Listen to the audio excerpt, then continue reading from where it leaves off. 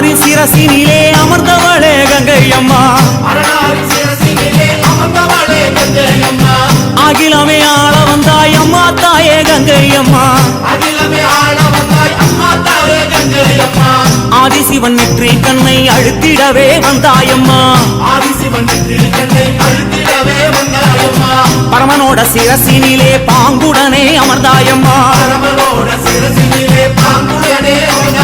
கங்கையம்மா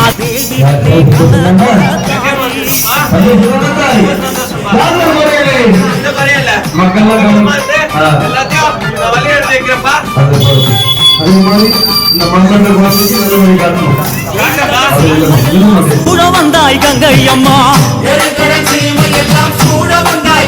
அம்மா ஆறு குளங்களிலே அழகு நதி ஓடையிலே